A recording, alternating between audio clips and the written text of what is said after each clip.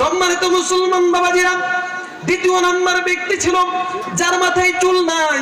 ওই ফেরেশতা গিয়ে বলল, ও ভাই তুমি কি চাও, তোমার কি পছন্দ, তোমার কি ভালো লাগে?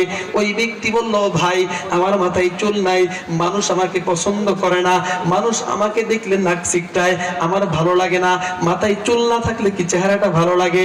এই জন্য ওই ব্যক্তি বলল, ভাই তুমি যদি আল্লাহর দরবারে দোয়া করো, আল্লাহ যদি আমাকে চুল দিয়ে দেয়, এটাই আমার কামনা, এটাই আমার বাসনা।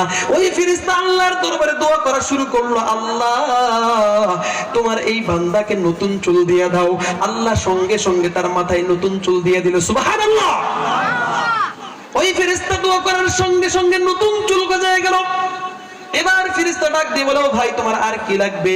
ওই ব্যক্তি বলল, কিছু লাগবে না, তবে একটা গরু হলে ভালো হয়, একটা গাভী থাকলে ভালো হয়। ফেরেশতা দোয়া করলো, আল্লাহ তোমার এই বান্দাটাকে একটা গর্ভবতী গাভী দান করো।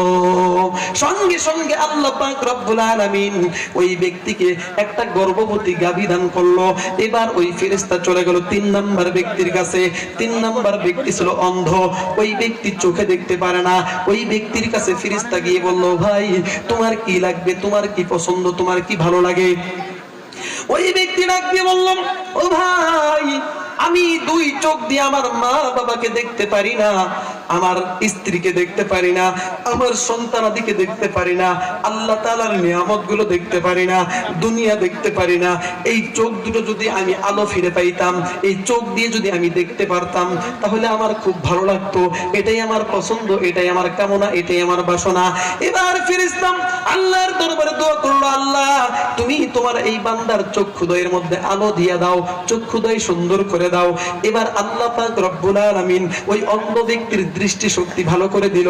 এবার ওই ফেরেশতা ওই ব্যক্তিকে ডাক দিয়ে বলল, ভাই তোমার আর কি লাগবে?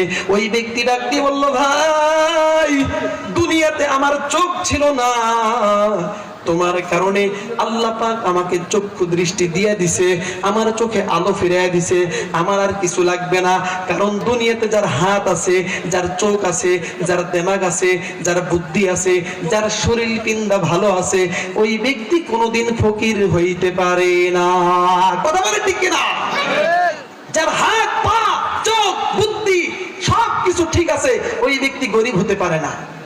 ওই ব্যক্তি বলল, ভাই আমার কিছু লাগবে না, তবে ছোট্ট একটা আবদার, যদি একটা ছাগল দান করেন তাহলে খুব ভালো হতো, তাহলে খুব পছন্দ করতাম।